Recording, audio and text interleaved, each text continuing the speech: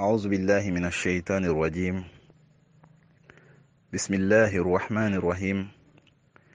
الحمد لله رب العالمين، حمدا لرب خصنا بمحمد وانقذنا به من ظلمة والدياجر. يا رب صل وسلم وبارك على صاحب التاج والمعراج والبراق والعلم، من جسمه معطر مطهر منور، من اسمه مرفوع موضوع مكتوب على اللوح والقلم. اللهم فصل وسلم وزد وبارك عليه وعلى آله وصحبه ومن تبعهم بإحسان إلى يوم الدين. أنبل ما السلامو الجنة كنا ديون حضرة الشافعية جماكلو an kelen kɔfɛ ka tanga ɲini Allah subhanahu wa ta'ala fɛ ne ni aw kelen kelenna bɛɛ lajɛlen, a k'an kisi, a ka an tanga, a ka an yɔrɔ ma jɛn ka bɔ sitanɛ tɔɔrɔ ma. An bɛ tila k'an ɲini o ala kelen fɛ a ka sɔn, a ka hinɛ, a k'o kɛ k'an bɛɛ lajɛlen labɔ, a ka n'an kɛ sitanɛ sago ye diɲɛ ani alqiyama. An b'an ka sigi daminɛ ni Allah subhanahu wa ta'ala tɔgɔ barikama ye, masa min y'a daminɛ ni o masa in de b'a laban, sengola masa kɔni. Hali bi n'i m'a dɔn, ale de tɔgɔ ye ko Ad-Dayyan, juru sara masa. Masa min tɛ juru dɔn, nka n'i ye juru dɔn a la a b'i ka juru sara. Hali bi n'i m'a dɔn, ale de tɔgɔ ye ko hinɛ masa, ne ni yafa masa tɔgɔ dɔn. Ala k'an nafa n'a ka hinɛ a n'a ka jurumu yafa ye, Ala k'o kɛ k'an bɛɛ lajɛlen labɔ. An bɛ Allah subhanahu wa ta'ala tanu, an bɛ a waleɲuman dɔn, ale mun sɔnna ka anw kɛrɛnkɛrɛn ni alakira Muhammad mantonya ye sallallahu alayhi wa sallam. N b'o fɔ kuma bɛɛ, n ko ni Ala ye maa min kɛ alakira manton ye, a fɔ alhamdulillah, Ala ma tɔ to ye, a y'a bɛɛ lajɛlen k'i ye. Ala ka nabi ɲumanba dɔ, a bɛ fɔ min ma ko kalimullah, Ala yɛrɛ kuma ɲɔgɔn dɔ, n'o i m'a dɔn hali bi, nabilahi Musa. Don dɔ a tora a bɛ Tawurata kalan. A tora Tawurata kalan na, a nana se manton gorobinɛw ka baro ma, manton min ka fisa ni manton bɛɛ ye. Khayra umma ukhrijat linnasi. Ala y'o fɔ manton min ma, n'i m'a dɔn o ye manton min ye. Ala ko minnu ma kuntum khayra ummatin ukhrijat linnas ta'muruna bil ma'ruf. Allahu akbar. Ala kira manton sallallahu alayhi wa sallam. Nabilahi Musa taara bɔ Ala kira manton ka baro kan Tawurata kɔnɔna na. Ala bɛ ka manton in ka baro kɛ. Kuma bɛ an b'a fɔ n ko bi akrami rusuli kunna akramal umami. Ni kiraw ka belebele ye min ka fisa ni kira bɛɛ ye, anw fana kɛra mantonw ka patron ye. Ni kiraw ka patron ye, anw kɛra mantonw bɛɛ lajɛlen ka ɲɛmɔgɔ ye. Bi akrami rusuli kunna akramal umami. A y'a sɔrɔ Ala bɛ ka manton ninnu ka baro lakale, ko manton ninnu n'u bɛ dumuni na, n'u bɛna dumuni daminɛ, u bɛ kuma dɔ fɔ, n'u tilala dumuni na u bɛ kuma wɛrɛ fɔ. O kuma fila ni ɲɔgɔn cɛ u bɛ dumuni min kɛ ka tila k'a datugu n'o kuma filanan ye, ko Ala b'u ka jurumu bɛɛ yafa. U bɛ mun fɔ? Ka dumuni daminɛ, bismillah, ni Ala tɔgɔ ye, n bɛna dumuni daminɛ. Ko n'o tilala dumuni na, o b'a fɔ alhamdulillah, a barika Ala ye, tanu bɛ Ala ye. La in shakartum la azidannakum. Ala ko ten, n'aw sɔnna ka ni Ala waleɲuman dɔn, n b'aw jidi. I mana dumuni kɛ n'i tilala, ko n'i ko alhamdulillah, Ala bɛ k'a lakale Tawurata kɔnɔ. Musa sera nin yɔrɔ ma, ko Ala ko n bɛ yafa o yɔrɔ bɛɛ a tigi jurumu ma. A ye min kɛ ni Ala la, n b'a yafa o yɔrɔ bɛɛ lajɛlen na. Bismillahi ni alhamdulillahi fila fɔlen kɔfɛ, dumuni min n'a tigi bɛ k'a dun a y'a dɔn k'a fɔ jɔn ye ale garizigɛ nin na masa min n'a b'i kanto kuranɛ kɔnɔ wama min dabbatin fil ardi illa ala allahi rizquha danfɛn foyi tɛ yen k'o bɛ balo dugukolo sanfɛ walima a jukɔrɔ walima kulu la walima sankolo ni dugukolo ni ɲɔgɔn cɛ walima i tɛ min yɔrɔ dɔn fo ka taa sɔrɔ o balo gulonnen don ala subhanahu wa taala de kan wama min dabbatin fil ardi illa ala allahi rizquha ya rabbi ala k'an garizigɛw foni musa ye nin yɔrɔ ye yɔrɔ min a ko ala nin ye manton jumɛnw ye ala y'i kanto a ma a ko n'i ma nin manton dɔn nin ye ne yɛrɛ kanubaga kelen mantonw ye allahu akbar an ka salatu caya alakira muhammad kan sallallahu alaihi wasallam ngo alakira kama i t'i miiri bonya kow la ala ma min kɛ anw ye o bɛɛ kɛra cɛ jumɛn de kosɔn o bɛɛ kɛra alakira muhammad de kosɔn alayhi afdalu salat wa azka taslim kisi nɛɛma ala k'o jidi alakira muhammad kan sallallahu alaihi wasallam ko nin ye alakira muhammadu mantonw ye o yɔrɔ bɛɛ musa ko ala n b'a ɲini i fɛ i ka nin kɛ ne mantonw ye ala ko ko musa ni jɔnjɔn dira alakira muhammad mantonw ma sallallahu alaihi wasallama muhammad jumɛn hakimun bil'adli dhu sharafin muhammadun ma'adinul in'ami wal hikami ngo nɔrɔ bɛɛ lajɛlen nɛɛma o nɛɛma a bɛɛ lajɛlen damadingɛ o de ye alakira muhammadu ye sallallahu alaihi wasallama ngo n'i m'a dɔn hali bi kodɔn damadingɛ ko don ma'adinul in'ami wal hikami muhammadun shukruhu fardun ala al-umami alakira jumɛn alakira min waleɲuman dɔnni a n'a barikadali o ye wajibi bilen ye manton kelen-kelenna bɛɛ lajɛlen kan bi akrami rusuli kunna akrama al-umami wallahi an kan ka ala tanu hamdan li rabbin khassana bi muhammadin alakira jumɛn alakira min ye anw sama ka anw bɔ filibantiya minan bɛɛ lajɛlen kɔnɔ ka anw bɔ kodɔnbaliya minan bɛɛ lajɛlen kɔnɔ ka taa n'an ye nɔrɔ la k'an kanda ka ala ka siratigɛ kilennen yira an na nabila musa ye ala deli o yɔrɔ bɛɛ a ko allahumma faj'alni min ummati muhammadin a ko ala ni ko b'o cogo la ala ne kɛ nabila muhammad manton ye sallallahu alaihi wasallam n ko e ni ne ye ala kira manton ye an ka fɔ alhamdulillahi rabbil alamin hamdan li rabbin khassana bi muhammadin tanu bɛ ala ye ala min ye anw kɛrɛnkɛrɛn ni ala kira mantonya ye sallallahu alaihi wasallam o kɔfɛ an bɛ salatu kisi n'a nɛɛma ɲini ala tanunen kɔfɛ a n'a waleɲuman dɔnnen kɔfɛ ka kɛ danfɛn kelen kɔnɔ jɛ kan ka kɛ danfɛnw ka patron kan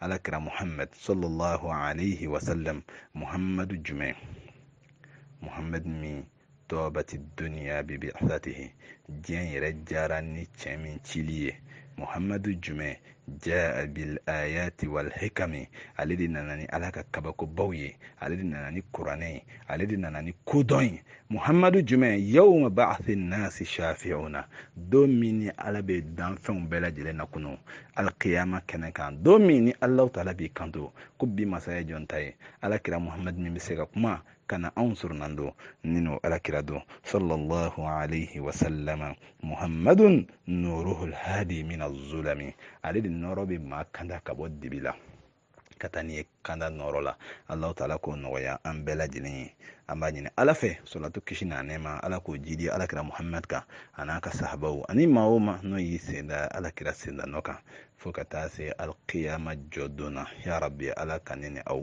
ala ka an fara o jamakulu kan ala k'o nɔgɔya an bɛɛ lajɛlen ye o se bɛ ala ye ala k'o k'an ye a ka alaya kama o se bɛ ala ye ala k'o k'an ye alakira muhammad kama sallallahu alaihi wasallama ne balima alisilamɛw hadaratu shafiya jamakulu bi an bɛna an da don ala jɔnba dɔ ka kisa la ala kanubagaba dɔ ka baro la wallahi bɛɛ t'a kɛ ala kama nka dɔw fana bɛ yen olu b'a kɛ ala kama bɛɛ t'a to ala kama ayi nka dɔw bɛ yen olu b'a to ala kama n kan bɛ o cɛba dɔ ma n kan bɛ o jɔn sanumanba dɔ ma o tɔgɔ ye jɔn ye ko abdulahi bonil mubarak nin ye jɔn ɲumanba dɔ ye nin ye jɔn sanumanba dɔ ye jɔn min tun kɛra a tun bɛ heji n'a hejira ɲina san wɛrɛ a b'o bila a b'o kɛ jihadu ye Allahu subhanahu wa ta'ala ka diinɛ sankɔrɔtali kama. Ale ka ɲɛnɛmaya bɛɛ lajɛlen kun bɛnnen don ala ko ma. O mɔgɔw bɛ yen n k'o de la alakira b'i kanto sallallahu alaihi wasallam. A ye jamakulu 7 minnu fɔ, jamakulu 7 min alqiyama n'a gɛlɛya, jamakulu 7 min ni Allahu ta'ala bɛ n'u ta ku t'u bila a ka suma kɔrɔ. Nka y'i kanto o jamakulu 7 la. A ko shabun nasha'a fi ta'atillahi wa fi riwaya fi ibadatillah. Min y'a ka ɲɛnɛmaya bɛɛ kɛ depuis a ka kunu fo bi a dɔnnen tɛ ni fɛn 2 ye ala ko kɔ. Nin ye garizigɛba ye, ala k'a nɔgɔya ne ni aw ye. Wallahi i bɛ caman ye misiri kɔnɔ bi n'a kunu yirali la i b'a fɔ ko nin kun tɛ karisa ye, nka o fana ye ala tanu ye.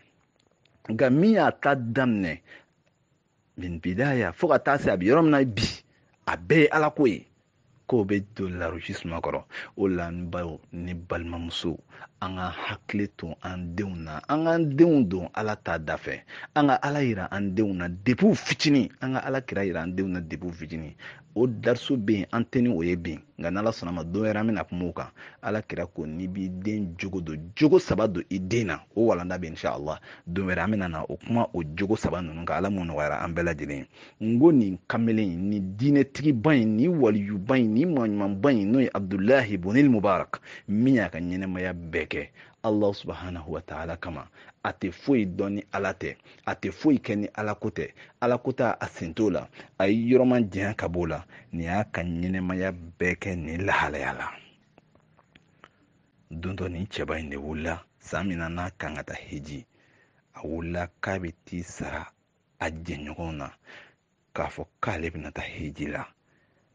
Sira la a ye ko dɔ ye, fɛn min ye a kabakoya, fɛn min ye a dabaliya ban, fɛn min n'a ma se ka a faamuya. O ye jumɛn ye? A nana muso dɔ de ye. Waati min na ni ala ɲɛsira ɲɛjɔ in bɔra n'o ye Abdullahi ibn Mubarak, k'a bɛ t'i sara balimaw la, k'a bɛ taa sara sinjiw la, k'a fɔ k'a bɛna taa heji la. A taara ala ka jɔn sɛbɛ dɔ, jɔn sanuman dɔ sɔrɔ ɲaman sanfɛ. I bɛ caman ye ɲaman kan ka n'a bɛɛ kɛ fatɔ ye, a bɛɛ tɛ fatɔ ye.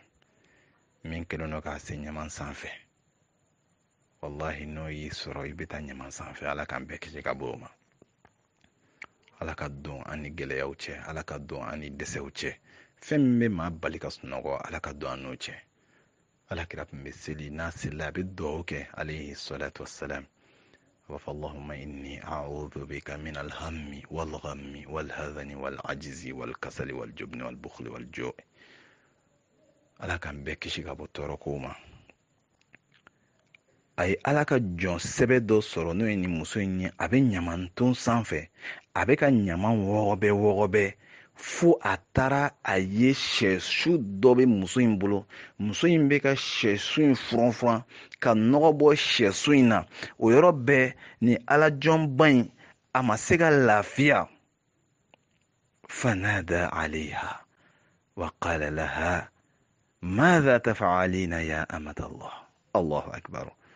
Nin ye silamɛya ye. Ni silamɛya silamɛ ɲɔgɔn ye degun dɔ la, kana ta k'a to a la. Ni e y'o kɛ, e ma ala kira ka kumakanw faamu. Ala kira k'i ma ko al-mu'minu lil-mu'min kal-bunyan yashuddu ba'duhu ba'da. O ala kira kelen de k'i ma wallahu fi awni al-abdi ma kana al-abdu fi awni akhihi. En tant que i b'i jɔɲɔgɔnw dɛmɛ, i b'i sen don u ka degun na, wallahi Allahu ta'ala fana b'i dɛmɛ. Abdullahi ibn Mubarak ma lafiya. A ko ya ala ka jɔnmuso, e min filɛ ɲama sanfɛ, sɛsu bɛ muso min bolo. Abdullahi ibn Mubarak ma se ka taa. A jɔra, a ko muso ma, ya ala ka jɔnmuso, mun de bɛ yen, mun de b'i la, i bɛ ka mun de kɛ? وقال لها فقالت له ورب جمسوني كانتو واتمنى عبد الله بن مبارك كانتا ماذا تفعلين يا أمة الله. أكو يا عبد الله اترك الخلق للخالق. أكو على جونتو أكو عبد الله بن مبارك ما أكو جونتو وتكيبلو إسمو جونكا كولا. muso in fana ye nin kɛ ka ni ala jɔnba in jaabi. o yɔrɔ bɛɛ ala jɔn in ko muso in ma a ko n b'i ma ni ala ye i ko kungo jɔnw to ala min bolo i bɛ mun dilan ɲama na i bɛna taa mun kɛ nin sɛsu in na allahu akbar o yɔrɔ bɛɛ muso in ko abdulahi ibn mubarak ma a ko n'o y'a sɔrɔ ni e kuma ne ni ala ka n bila ni ala ye n'a y'a sɔrɔ i m'a fɔ ko n ka kɛ ala kama n k'a f'i ye ne kun t'a f'i ye n bɛna taa min kɛ nin sɛ in na a ko ibn mubarak ma a ko ibn mubarak ma o yɔrɔ bɛɛ a ko yatimɛdenw de bɛ ale bolo yatimɛdenw de bɛ ale bolo lahalayaw gɛlɛyara a kan a ye daw kɔngɔ maa si ma da yɛlɛ a ye hinɛ banna a bɛ i n'a fɔ anw fɛ bi ni delilikɛla y'a jɔ maa min ka da la k'a y'a di ala ma hali delilikɛla dɔw tɛ tila u b'a fɔ ko ala k'an n'i sɔn dɔw yɛrɛ b'a fɔ ko nin yɛrɛ baligu in tɛ se ka taa baara kɛ yan la ilaha illa anta subhanaka inni kuntu minaz zalimin n balimamuso sabali n balimakɛ sabali i b'a dɔn ala nɛɛma na e kan ala sɔnna k'e kɛ sotigi ye ala sɔnna k'e se i ka balo kɔrɔ ala sɔnna ka nɛɛma e kan fo dɔ bɛna jɔ e ka da la k'e k'a sɔn ala kama ala ye nin nɛɛma in kɛ e ye e ma ala waleɲuman dɔn ka fɛn dɔ d'o ma min b'a bɔ degun kɔnɔ o ma kɛ e kɛcogo ye ale ka kɛnɛ a nin na e ɲɛ bɛ o de la nka min bɛ kule i la ka diɲɛ wele la n'i bɛ diɲɛ fɛn bɛɛ d'a ma n'i fasa dara n'i bɛ girin i bɛ hawuja i bɛ sanu ta i b'o di n'i fasa dara i bɛ dimi i bɛ hawuja i b'i ka du kilew ta du papiyew ta i b'o di parce que k'e fasa dara i bɛ mobili kilew ta i b'o di parce que k'e fasa dara o fɔra e de ma nka masa min welela i delila ni masa min ye k'i k'a sɔn ala kama i ye joli d'a ma wariw bɛɛ la misɛnmanin i ye joli d'a ma wariw bɛɛ la fitinin i ye joli d'a ma i tɛ sɔn ka min di i fasa dabaga ma i b'o de di min ko k'i k'a sɔn ala kama i bɛ tila k'o dɔgɔya k'o baligutɔ k'o tɛ se ka taa baara kɛ min y'i deli dun parce que o y'i fasa da fasa ka di kosɛbɛ ala k'a faamuyali ko ɲuman d'an ma abdulahi ibn mubarak muso ye nin fɔ waati min na a hawujara muso ko n ye daw kɔngɔ mun kosɔn maaw ka hinɛ an ka yatimɛdenw na maaw y'u ban k'u ka daw yɛlɛ n ye a ko n sera daw la n kelen k'a ye maaw banna n ye maaw to yen n ye ɲɛsin jɔnni ma masa min y'i kanto wama min dabbatin fil ardi illa ala allahi rizquha ko danfɛn foyi tɛ dugukolo sanfɛ fo ka taa sɔrɔ o ka balo gulonnen don ala subhanahu wa taala kan a ko sisan k'ale tora ka balo ɲini ala yɛrɛ bolo a bɛna ɲamanton na n'a ye fɛn min sɔrɔ yen o tɛ maa si ta ye a b'o ta a b'o sanango a bɛ t'o di a denw ma o fɔra yɔrɔ min cɛba in n'o ye abdulahi ibn mubarak a ɲɛ nana fa ji la ala kira y'o de fɔ hadisa la sallallahu alaihi wasallam a ko jamakulu 7 minnu bɛ don larusi suma kɔrɔ a ko rajulun zakara allaha khaliyan fafadat ayna maa min ye miiri ala ka bonyaw la i b'a dɔn nin ye ala ka kabakoba ye a ye min k'i ye dɔ ka n'a jɔ e ma k'i k'ale sɔn ala kama i b'a dɔn ala ye e ladiya n'a kun ye ala diya a bɛ e de kɛ garibu ye e bɛ t'o deli nka a fɔnɔ sereyara e kan a ye dɔ bila ka e deli abdulahi ibn mubarak y'a ye nin muso in bɛ nin lahalaya la ale bɛ fɛ k'a fɔ k'a bɛ taa hiji la o yɔrɔ bɛɛ nin cɛba in ye mun kɛ nafolo min tun b'a bolo n'a bɛna taa n'a ye hiji la a y'a bɛɛ fara ɲɔgɔn kan a y'a di muso in ma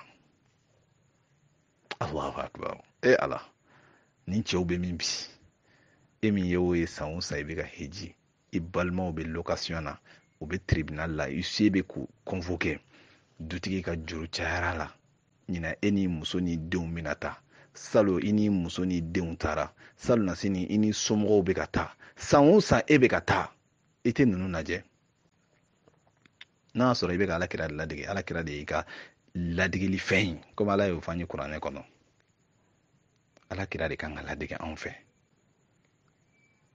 sallallahu alaihi wasallam n'a y'a sɔrɔ i bɛ ka alakira de ladege ala y'i kanto kira min ma laqad kana lakum fi rasulillahi uswatun hasanat liman kana yarju allaha wal yawmal akhira wa dhakara allaha kathiran ala kira hijira siɲɛ kelen e min bɛ ka hiji san o san jamana bɛ degun kɔnɔ e ma se ka jɛ i ka san dɔ hiji kɔ k'o wari fara ɲɔgɔn kan hiji 10 i y'o kɛ i bɛ mun fɔ makan ye tuguni bin bɛ na dɔw ka hiji kelen don kulonkɛ de makan kelen don dɔw bolo kulonkɛ kɛ yɔrɔ ye wallahi ala ɲɛ siranɲɛ tɛ dɔw la n'u donna alikaba ni hɔrɔma yɔrɔba in na ala ɲɛ siranɲɛw banna tellement que u taara ka na ka taa ka na ka taa ka na a laban u bɛ taa u tɛ ala ye u tɛ ala kira ye u bɛ taa u ka jago bolo de senfɛ dɔw yɛrɛ taakun bɛɛ ye feere de ye hiji ye dɔw ka tɛrɛti ye i tɛ san dɔ hiji i tɛ jɛ o kɔ ten sa jamana bɛ gɛlɛya kɔnɔ i k'a kɛ lahiya ye k'a di dɛsɛbagatɔw ma i tɛ jɛ i ka san dɔ hiji kɔ ten sa i k'a don du la k'a di dɛsɛbagatɔ dɔ ma k'a bɔ location kɔnɔ i ka taa tribunal la ka taa dɔ ka juru sara he don kasubonba la i ka taa dɔ ka degun wuli ka bɔ a kan i ka taa dɔ bɔ kaso kɔnɔ wallahi dɔ datugulen don a m'a min a m'a bɔ u bagara a ma taa kaso la i ka taa o dɔ ɲɛɲini ten i ko olu bɔ o degun kɔnɔ i bɛna o min kɛ o ka bon ala bolo wallahi dɔw ka hiji nɛgɛ foyi tɛ ala la tuguni ala kira y'o fɔ sallallahu alaihi wasallam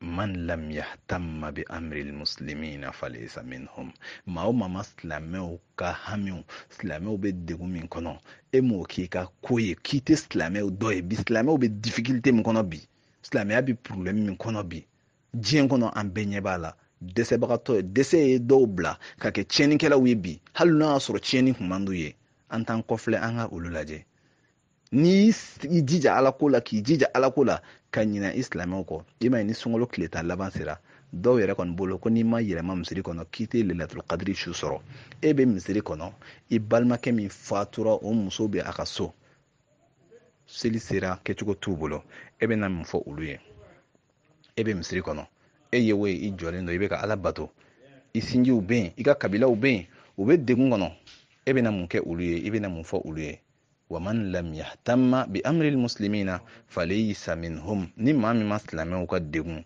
i m'o k'i ka degun ye silamɛw bɛ kamanagan na i m'o k'i ka kamanagan ye e bolo k'i ka san o san hiji k'o de ye solution ye o tɛ solution ye dɔw yɛrɛ ta sera san fa kɛra yɛrɛ yira ye ko nin ye hiji 7nan ye nin ye hiji 8nan ye abdulahi ibn mubarak min ka kisa bɛ ka f'i ye a lamɛn dɛ a kelen ka muso in ye nin lahalaya la muso min bɛ ɲama na a bɛ ka sɛsu de b'a bolo a bɛna taa da denw ma parce que k'a ye silamɛw ka da kɔngɔ ko silamɛw ma sɔn ka da yɛlɛ ka d'a ma ale ka yatimɛdenw de bɛ yen yatimɛdenw balo cogo kamanagan y'a sɔrɔ yatimɛdenw bɛna balo cogo di a ye solution kelen min y'a la o de ye ka yatimɛdenw ka balo to ala bolo yatimɛden tabaga mɔgɔ min bɛ hinɛ yatimɛden na nafa min bɛ o la baraji min bɛ o la an ba Aisha b'a la kɛlɛ an b'o kisa don an ka nin kisa in kɔnɔ don dɔ ala kira donna an ba Aisha kan radiyallahu ta'ala anha n'o ye muminun bamuso ye a nana an ba Aisha ye kisa dɔ la kala ye a ko kira muso dɔ bɔra yan sisan muso in den 2 b'a bolo den kelen o b'a a kɔ la den kelen o bɛ a bolo kɔnɔ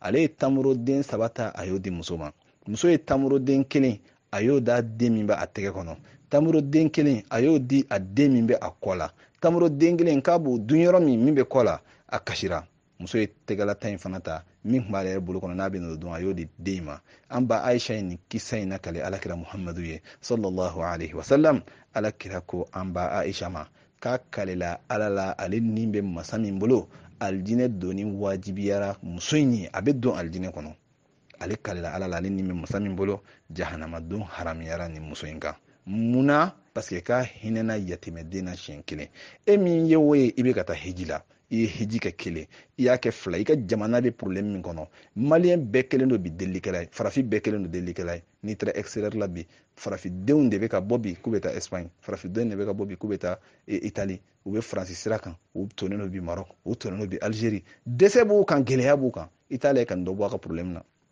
n'o kɛra hali n'i ma taa hiji wallahi Allahu ta'ala b'a k'i ye baraji ye e ka nin kisa tɔ lamɛn ala ye min kɛ nin cɛba in ye waati min na n'a y'a ka hiji wari bɛɛ ta a y'a di muso in ma muso min bɛ yen n'a bɛ ka taa denw balo ɲama na abdulahi ibn mubarak a y'a ka wari bɛɛ ta a y'a di muso ma a bɛ kasi la a bɛ ka kasi a bɛ ka ala wale ɲuman dɔn a bɛ ka ala barikada ale tun bɛ ka t'i sara k'a bɛna taa hiji la ale ye mɔgɔ dɔ ye mɔgɔ min degunnen don n'i y'a mɛn i bɛ taa hiji la i lafiyalen don ale b'a dɔn cɔ ale mana taa hiji la ka nin to ɲɛji la a b'a dɔn a tɛna t'i jɔ ala ɲɛkun tilenna na k'a b'a fɔ labbaika allahumma labbaika ko bɛ diya ala ye o yɔrɔ bɛɛ a ye nafolo in di muso in ma a taara a ka so a y'o san hiji annulé ala y'a kɛ u ka dugulamɔgɔw taara hiji la kabako jumɛn de sɔrɔla sisan waati nanu hijira hiji bani dugula mɔgɔw kafura ko ka taa Abdullahi ibn Mubarak fo ko ka taa Abdullahi ibn Mubarak wale ɲuman dɔn k'o ye olu dɛmɛ u ka hiji baara la.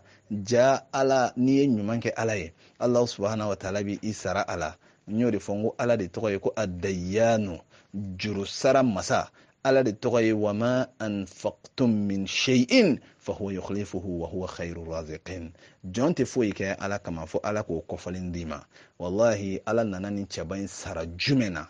A nana mɛlɛkɛ dɔ de bila k'o yɛlɛma k'o kɛ Abdullahi ibn Mubarak sawura ye. Mɛlɛkɛ in de filɛ ka na ka Abdullahi ibn Mubarak ka mɔgɔw ka tawafu kɛ n'u ye, ka tila ka taga n'u ye tuguni Safa ni Marwa Zamzam yɔrɔ la, hiji kɛcogo bɛɛ k'a bɛɛ yiru la fo ka t'u ɲuman segin ka bɔ hiji kɛyɔrɔ la. O kafura k'u bɛ taa Abdullahi ibn Mubarak fo ko ka taa waleɲuman dɔn. U nana ka na fo k'a waleɲuman dɔn k'a barikada. Abdullahi ibn Mubarak kabakoyara, nka a b'a dɔn k'a fɔ masa min ye nin kɛ se de masa in ye. Ala ye a ka jɔnba dɔ fana ka sogo yira o la k'a fɔ ɲɛna ko ɲinan san hijiden bɛɛ ka hiji minɛ la, k'a sababu kɛ ala jɔn dɔ ka ɲumanya dɔ ye, ɲumanya min diyara Allah subhanahu wa ta'ala. Ngo de la ala b'a fɔ n ye kuranɛ kɔnɔ, inna allaha ma'al ladhina taqaw wal ladhina hum muhsinun. Ala bɛ cɛw fɛ, a bɛ musow fɛ, mɔgɔ minnu bɛ siran Allah subhanahu wa ta'ala ɲɛ. Kelen, a ko wa ale ni maaw fana kafolen don maa minnu bɛ ɲumanya kɛ. Ɲumanya ka di Allah ta'ala ye. Ɲumanya de ye baara ɲuman ye, baara min ni jɔn kan ka waso n'a ye. Ka kɛ fɔnɔseere, ka kɛ maa ye maa min tɛgɛla bilalen don a bɛ hinɛ dɛsɛbagatɔw la. Imam Shafi'i ka diwan kɔnɔ a bɛ lakale yen nɔ, idhal mar'u lam yahfaz salathan. Ni hadamaden kɛra k'a ma fɛn saba latanga, fabi'uhu walau bikaffin min ramadin. Ko a feere hali n'a kɛra cɛncɛn tɛgɛ fa kelen ye, a feere k'a b'i bolo kɔnɔ. idha mal mar'u lam yahfaz salathan fabi'uhu walau bikaffin min ramadin. Ni adamaden kɛra a ma fɛn saba latanga, ko a feere hali n'a a kɛra cɛncɛn tɛgɛ fa ye. N bɛ sabanan fɔ komi an mago b'o yɔrɔ de la, o ye jumɛn ye? A ko fɔnɔseereya. Ni mɔgɔ kɛra ko fɔnɔseere tɛ, i n'a bɛ jɛ la ko hali n'a kɛra cɛncɛn tɛgɛ fa ye k'i k'a feere, o kɔrɔ o minɛ i k'a b'i bolo kɔnɔ. Abdullahi ibn Mubarak kun ye fɔnɔseere, a filɛ ka jɛ a ka hiji kɔ fɔnɔseereya la k'a di muso ma. O bɛ cogo di bi anw fɛ yan? O bɛ cogo di bi anw bolo? Ala filɛ ka mɛlɛkɛ yɛlɛma k'a kɛ cɛ sawura ye a ka ɲumanya kama. Inna allaha ma'al ladhina taqaw wal ladhina hum muhsinun. Ala bɛ ɲumankɛlaw fɛ. Ala k'an ci ɲuman na. Hadamaden kɛ ɲumankɛla ye. Wallahi i bɛ ɲumanya o ɲumanya kɛ, Allah subhanahu wa ta'ala b'i sara a bɛɛ la. N ko dɔ hinɛna wulu de la, wulu k'a lami siɲɛ kelen, a kelen kɔfɛ ka wulu ye minɔgɔ b'a la, wulu bɛ k'i nɛn don bɔgɔji la, a bɛ ka bɔgɔji min, a ye hinɛ min kɛ wulu la. Masaw ka masa, irhamu man fil ard yarhamkum man fis sama. Aw minnu bɛ duguma a ye hinɛ ɲɔgɔn na, hinɛ i balimaw la, hinɛ i sinjiw la. Mɔgɔ joli de bɛ yen bi a kelen don k'a ka vilaw da sɔgɔ yɔrɔw ni ɲɔgɔn cɛ, a balimaw bɛ location na. Mɔgɔ joli bɛ yen bi compte bloqué b'a bolo banque la, a balimaw bɛ ka taa juru ta ka taa balo ni o ye, k'e ye silamɛ ye. Ne t'a dɔn e ka silamɛya ye silamɛya jumɛn ye? I bɛ k'i yɛrɛ nɛgɛ. Wallahi i bɛ ka kɛ masa min ɲɛna, masa in tɔgɔ ye jumɛn ye? La ta'khudhuhu sinatun wala nawmun. Masa min ni jingo t'a minɛ, masa min n'a tɛ sunɔgɔ. I bɛ tila ka sa ka ni wari to banque la, i denw bɛ wari ninnu nabɔ, i balimaw bɛ wari ninnu nabɔ. N'a ye min diya o bɛ kojugu kɛ n'a ye, n'a ye min diya o bɛ dɔnkɛyɔrɔw jɔ n'a ye. Allah ta'ala ko k'a f'i ye, wa naktub ma qaddamu wa atharahum. Ala ko k'i ye min kɛ k'ale ala b'a sɛbɛn. I taara ka nɔ min to yen, Allah ta'ala ko k'a b'o fana sɛbɛn. Alqiyama jɔ don n'a kɛra jahanama don min ye, a jahanama tɛ foyi kɔ. An ka hinɛ an balimaw la, an ka hinɛ an sinjiw la, an kana an ka hinɛ kɛ da ye, an ka bɔ da la an ka kɛ baara ye. An karamɔgɔ Imam Seydi Malik ko ten, dɔ kɛra kuma caman na ten. An ka hinɛ sinjiw la, an ka hinɛ an ka kabilaw la. Jamana bɛ degun min kɔnɔ, ne ko Usman bin Affan ɲɔgɔnw tɛ anw cɛ la wa? Usman bin Affan minnu ye kɔlɔn san des milliards k'a di silamɛw ma, o bɛ cogo di bi? Silamɛw bɛ problème minnu kɔnɔ, silamɛw bɛ jiko problème kɔnɔ, silamɛw bɛ soko problème kɔnɔ. Jɔn de bɛ hinɛ a silamɛ ɲɔgɔn na bi k'a bɔ degun kɔnɔ? O hinɛ banna. silamɛya ka hinɛ a banna silamɛw ni ɲɔgɔn cɛ. O de la silamɛw kelen don bi ji sanfɛ kanga ye, fanga foyi t'u la, u tɛ se ka foyi ɲɛnabɔ, u ka duwawu tɛ jaabi, ka da ka hinɛ tɛ dusukun na ka ɲɛsin ɲɔgɔn ma. Hinɛ tɛ yen, masa min kan ka hinɛ anw na, n'a ma hinɛ ɲɔgɔn na, a ma ɲi. Ala y'o de fɔ ko irhamu man fil ard yarhamkum man fis sama. A ye hinɛ mɔgɔ la, mɔgɔ min bɛ dugukolo sanfɛ, min b'i kɛrɛfɛ hinɛ la, hinɛ i sinjiw la, hinɛ i ka kabilaw la, hinɛ i balimaw la. N'o kɛra Alahu Taala fana bɛ hinɛ na. Ala ye sogo da nin jɔnba in na k'a ka taa fɔ Abdulahi ibn Mubarak ye ko ɲinan san hijiden bɛɛ ka hiji minɛ la, a sababuya la a ye min kɛ ale Ala ye.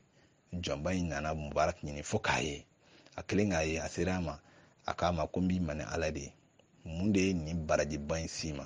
Mun de y'i kɛ ka nin hɛrɛba in sɔrɔ? Abdulahi ibn Mubarak k'a ma, a ko n'i tun ma ɲininka ni Ala ye, n fana tun t'a f'i ɲɛna. A ko nka i ye ɲininka ni Ala min ye, n b'a f'i ye. A ko n tun bɛna taa hijiri la, n ko n bɛ taa n sara n balimaw la, n bɛ taa n sara n sinjiw la, n ye Ala ka jɔn ɲuman dɔ de sɔrɔ ɲaman sanfɛ. A bɛ ka ɲaman wɔgɔbɛ, a bɛ balo dɔ ɲini k'a bɛ taa d'a denw ma. A taara sɛsu de bɔ, ni sɛsu in ye muso bolo waati min na, a ko k'ale hawjara, a taara a bɛ min kɛ, a ko muso ma k'a kɛra cogo di? Muso ko Ala ka danfɛnw to u tigi bolo, n'o ye Alahu Taala ye. A ko n b'i ma ni Ala ye. A ko muso ka sɔrɔ k'a lakara ye ko yatimɛdenw de b'a bolo, k'a taara a b'a kɛ cogo min, a ma balo cogo sɔrɔ cogo si la.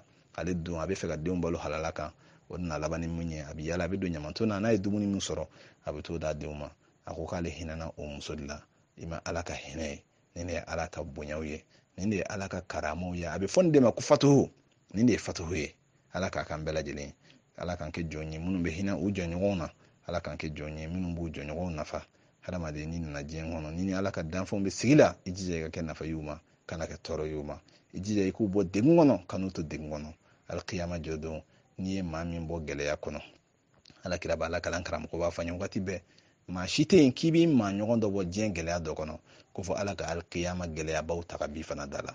Maa si tɛ hinɛ a maa ɲɔgɔn na ka gɛlɛya dɔ bɔ a kan, alikiyama jɔ don ko Ala bɛ o fana gɛlɛya bin fana kan. Ala ka hinɛ an bɛɛ lajɛlen na, Ala ka yafa an bɛɛ lajɛlen ma. An bɛ jɔ nin yɔrɔ in na, Ala ka barika don an n'aw la. An bɛ hakɛto ɲini aw fɛ, kuma ninnu yɔrɔ dɔw gɛlɛyara an ma dɔɔni, komi an sɛgɛnnen don, an bɛ tagama sira la, an donna a ma mɛn. Ya Rabbi, ni min ɲɛna a la o bɔra Ala yɔrɔ, Ala k'an bɛɛ sababu ma o la. Ni min ma ɲɛ, ni fili yɛrɛ min na, Ala ka yafa an bɛɛ lajɛlen ma. Ala k'a k'an n'aw ye baraji ye, Ala ka hinɛ an n'aw la. An bɛ Ala deli ya Rabbi, jamana bɛ degun min kɔnɔ, Ala k'a ɲuman bɔ a la. Jamanadenw, Ala ka fɔ ka bɛn don u ni ɲɔgɔn cɛ. Min ka di Ala ye a ka jɔn cɛla o ye hinɛ ye. Ala ka hinɛ don an bɛɛ lajɛlen dusukun na, an ka hinɛ ɲɔgɔn na. Ala m'o nɔgɔyara an ye, Ala kira hɔrɔma. Kuranɛ barika sɔli ala Muhammad wa akhiru da'wana alhamdulillahi rabbil alamin. Wassalamu alaikum wa rahmatullahi wa barakatuh. Ala ka sigida wɛrɛ yira an na.